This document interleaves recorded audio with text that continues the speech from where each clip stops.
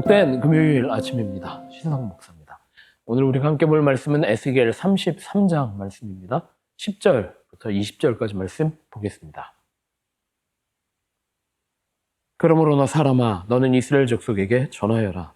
그들이 말하기를 우리의 온갖 허물과 우리의 모든 죄악이 우리를 짓눌러서 우리가 그 속에서 기진하여 죽어가고 있는데 어떻게 우리가 살 수 있겠는가 하였다.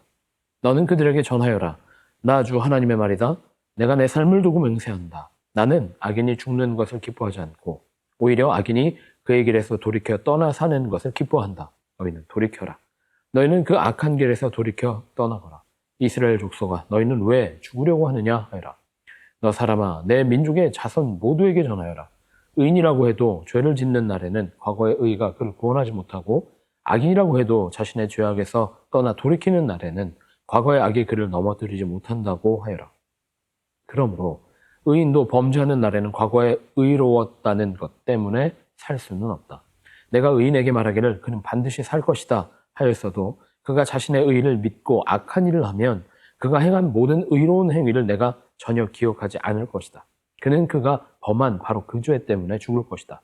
그러나 내가 악인에게 말하기를 너는 반드시 죽을 것이다 하였어도 그가 자기의 죄에서 떠나 돌이켜서 법과 의를 행하여 전당물을 돌려주고 탈취한 물건을 보상하여 주며 생명으로 인도하는 규정들을 따라 살아 악한 일을 하지 않으면 그는 죽지 않고 반드시 살 것이다.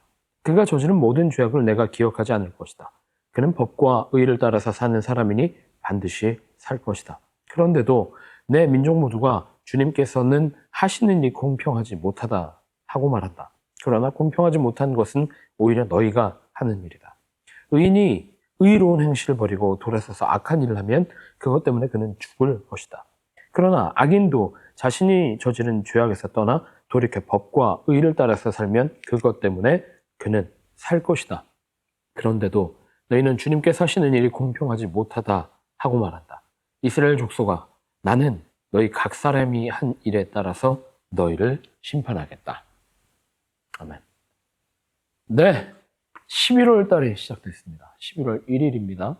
오늘 참 특별하게 느껴지는 것 같아요. 10월까지는 저는 연말이다라는 생각이 들지 않거든요. 근데 11월, 12월, 연말이 다가왔음을 확실하게 느끼는 달이기도 합니다. 오늘 11월이 시작됐는데 이 11월, 12월, 2024년을 잘 마무리하고 열매 맺는 삶을 살아가는 베델교회 모든 성도들 되시기를 축복합니다. 오늘 우리가 함께 보고 있는 말씀 에스겔 33장 말씀입니다. 에스겔 33장에서는 하나님께서 이스라엘 백성에게 아주 분명하게 말씀하십니다. 내가 너희를 죽여버리겠다 라고 말씀하시지 않는다라는 겁니다. 하나님께서는 악인의 심판을 괴로워하신다. 오히려 악인이 돌이켜서 하나님의 법 안에 거하는 것을, 하나님의 뜻 안에 거하는 것을 기뻐하신다라고 말씀하십니다.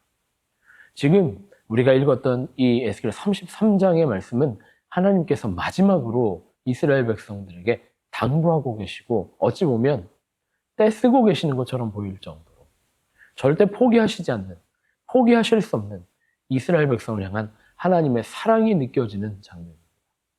오늘 말씀을 요약하면 그렇습니다. 악인은 끝까지 악인이 아니고 의인도 끝까지 의인이 아니다. 의인도 아무리 의인이라 할지라도 악의 선을 넘어가 버렸을 때에는 이전의 의의가 사라지고 말며 그가 악인이 되고 만다. 반대로 마찬가지입니다. 아무리 악인이라고 할지라도 그를 돌이켜서 다시 말하면 회개하고 하나님의 법 안에, 하나님의 뜻 안에 머물기를 결단한 사람이라면 하나님께서는 그를 심판하지 않으실 것이다 라고 이야기하고 계시는 게 오늘 본문 말씀입니다. 심판하시는 하나님을 보고 공평하지 못하시다 라고 이스라엘 백성들이 많이 하소연했던 것 같습니다. 하나님이 어찌 이러실 수 있는가? 하나님이 어찌 우리를 버리실 수 있는가? 하나님이 우리를 어찌 심판하실 수 있는가? 돌이켜보면 하나님은 이스라엘 백성에게 수도 없이 많은 기회를 주고 계시다라는 겁니다. 회개할 때에 그들의 길을, 그들의 잘못된 길을 돌이켜 하나님의 뜻 안에 거하고 하나님의 백성으로 자각하고 결단할 때에 하나님은 그들을 다시 품으시고 그들은 하나님의 백성으로 하나님의 자녀로 다시 한번 회복시켜 주신다라고 말씀하고 계시는 것이 오늘 본문 말씀입니다. 그럼 누가 공평하지 못한 겁니까? 하나님이 공평하지 못하신 걸까요? 아니면 회개하지 못하고 있는 우리가 하나님 앞에 공평하지 못한 걸까요? 오늘 본문 말씀 아주 분명하게 말합니다. 하나님은 우리를 끊임없이 사랑하고 계시고 끝없이 기회를 주고 계시고 우리가 돌이킬 때까지 기다리고 계시다. 회개는 은혜입니다. 회개할 수 있는 것은 축복입니다.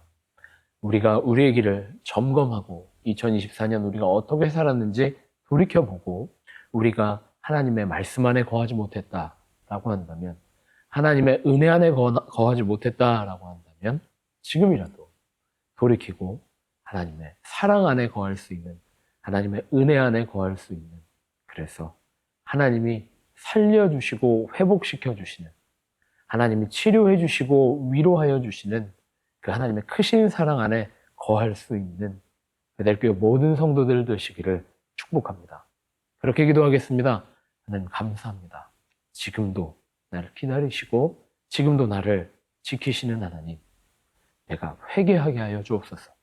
내가 길을 돌이켜 하나님을 바라보게 하여 주시고 내가 내 길을 돌이켜 하나님의 뜻 안에 거하게 하여 주셔서 주와 함께 동행하며 하나님의 자녀로, 하나님의 백성으로 열매 맺는 삶을 살아갈 수 있도록 인도하여 주시옵소서. 그렇게 기도하고 기대하는 마음으로 오늘 하루, 그리고 11월 한 달 승리하는 베델교회 모든 성도들 되시기를 간절히 기도하고 축복합니다.